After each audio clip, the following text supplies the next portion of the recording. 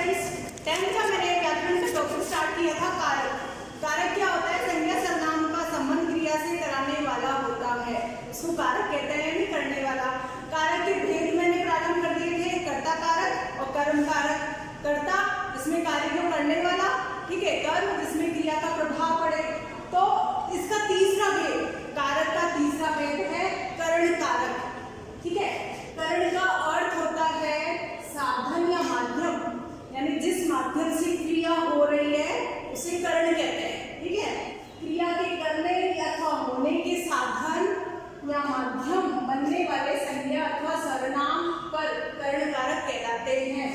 अर्थात इसका परसद से है, मतलब सीधे सीधा अर्थ है जिसके माध्यम से क्रिया हो रही है, होता है करण। तो इसका चिन्ह क्या है? परसद विभक्ति से।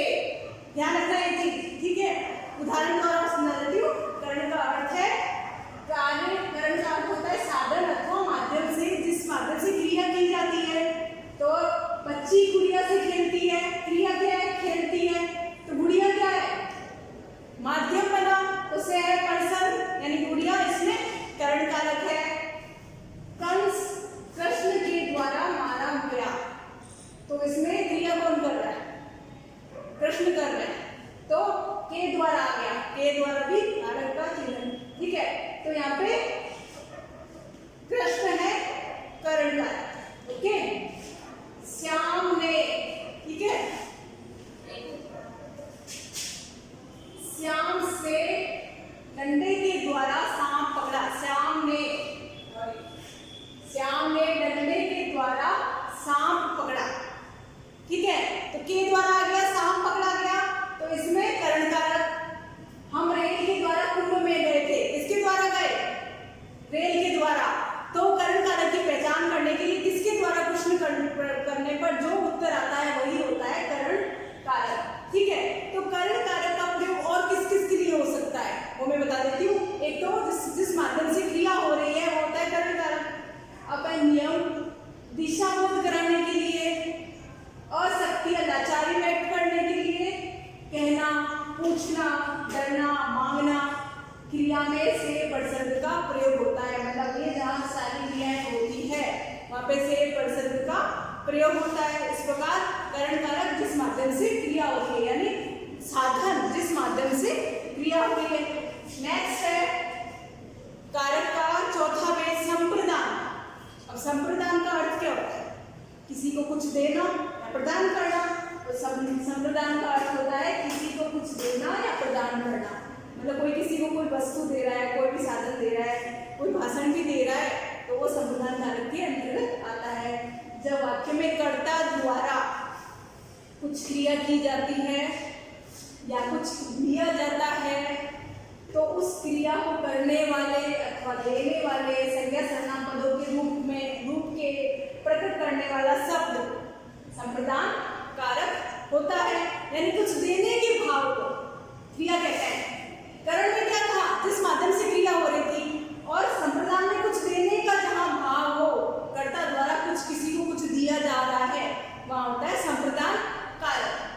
तो इसके मैं थोड़ा सा उदाहरण समझा देती हूँ। माँ छोटू के लिए खाना बना रही है, तो इसमें ध्यान देना, के लिए इसका चिन्ह है, संप्रदान का चिन्ह है के लिए। तो माँ छोटू के लिए खाना बना रही है, यानी वो क्रिया कर रही है, किसके लिए कर रही है? छोटू के लिए, ओके। मैंने कार्तिक को नया पेन दिया, देने का भाव है, कार्तिक को नया पेन दिया, ओके। उसने मोहित को पुस्तक दी, तो वो भी इसका चिन्ह होता है, के लिए भी, ओके। संप्रदान कारक का परसद के लिए होता है। इस प्रकार संप्रदान यानी किसी को कुछ प्रदान करने का भाव होना, कुछ देने का भाव होना, होता है संप्रदान कारक।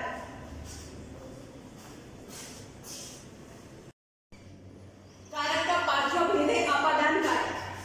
अपादान जिसमें जिस वाक्य में कोई वस्तु किसी से अलग होने का भाव हो, संज्ञा या सर्वनाम के जिस रूप से अलग होने का भाव प्रकट हो, वहां अपादान कारक होता है, ठीक है।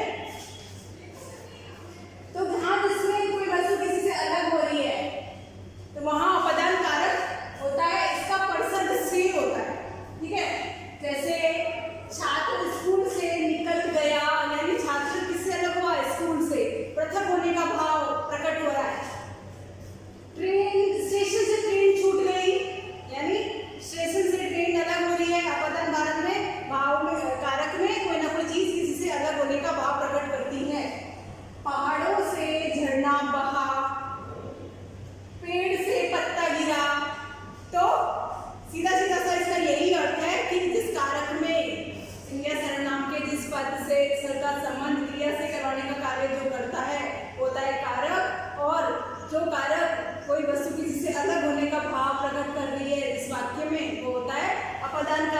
इसका चिन्ह है से। ओके, नेक्स्ट कारक संबंध कारक का, की, के, इसके चिन्ह है ना, नी, ने, रा, री, रे। ये अधिकतर सर्वनाम के पीछे जुड़े रहते हैं, ठीक है, अलग भी रहते हैं और सर्वनाम के पीछे भी जुड़े रहते हैं। का, की, के, नानी, ने, रा, री, रे, ये है संबंध कारक के परसर्ग। ध्यान रखना क्या होता है संबंध कारक, नाम से पता लग रहा है, संबंध यानी रिश्ता।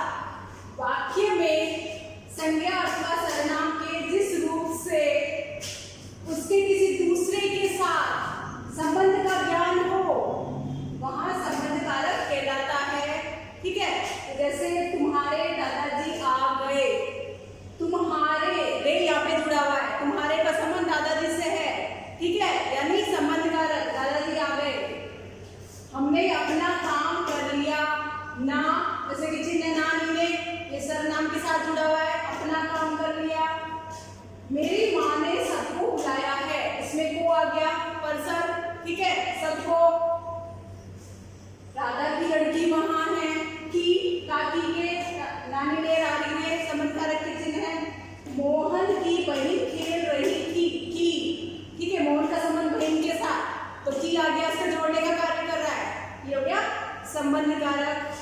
अब है संबंध कारक में संबंध का भाव प्रकट होता है, इसके अलावा अधिकार का भाव भी प्रकट होता है, मूल्य का बोध भी होता है, और समय और स्थान का बोध कराने का भाव भी प्रकट करता है संबंध कारक। इसके कुछ और उदाहरण मैं बताती हूँ।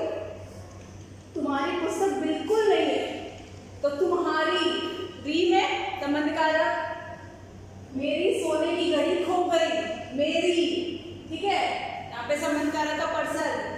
5 रुपए का पेशन दे दो, तो मूल्य बता रहा है रुपए का, ठीक है, वहां भी संबंध कारक। दुर्भाग्य का मारा वहां जा पहुंचा, तो का, ठीक है, तो राम के बराबर उदार कौन है, तो के आगे कारक परसर्ग का चिन्ह। इस प्रकार संबंध कारक पूर्ण हुआ।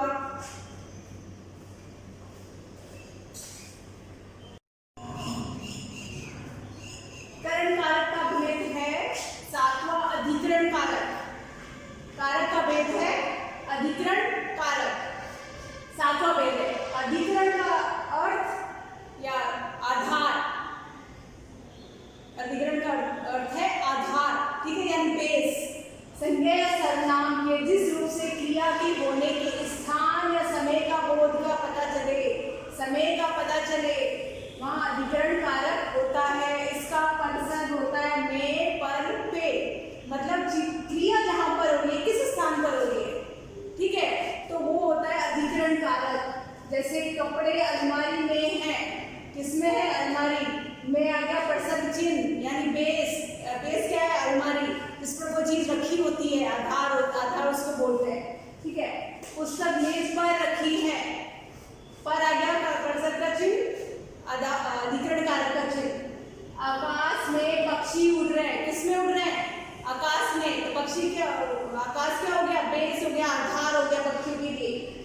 चूल्हे पर दूध रखा है, बोर्ड परीक्षाएं मार्च में होगी। इस प्रकार अधिकरण कारक यह हमें बताता है कि क्रिया किस पर हो रही है, किस स्थान पर हो रही है, जगह बताई जाती है, उस जगह को ही अधिकरण कारक कहते हैं, आधार को ही।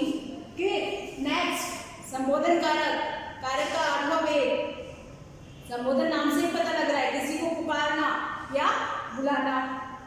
संज्ञा या सर्वनाम का वह रूप किसी को बुलाने, पुकारने का बोध हो, बोध कराता है, संबोधन कारक कहलाता है।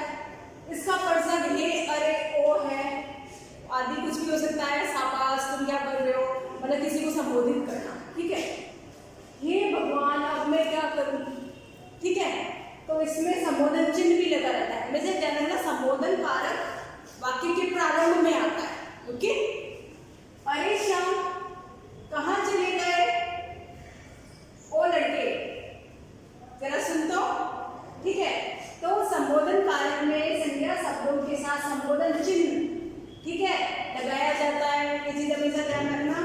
ओके, अब करण और अपदान कारक में अंतर, ठीक है, क्योंकि करण का भी चिन्ह से है, अपदान का चिन्ह भी से है, दोनों जगह से है,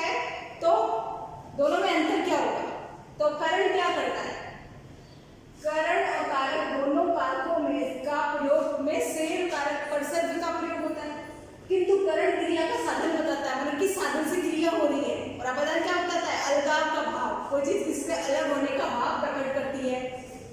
उदाहरण के द्वारा समझाती हूँ। मैं तलवार से युद्ध करूंगा, तो तलवार क्या है? साधन, उसमें करण कारक। राम गांव से जाता है, इसमें अलग होने का भाव है, तो पदार्थ कारक दोनों में से आया है, फिर भी दोनों कारकों में अंतर है, तो ये कारक पूर्ण हुए। अपना क्वेश्चन आता है 3 नंबर का, इसमें कारक पूछा जाता है, काल पूछा जाता है और वाच्य। तो कारक पूर्ण हुए, कारक के बाद हम वाच्य प्रारंभ करने जा रहे हैं। ठीक है, ओके, थैंक यू।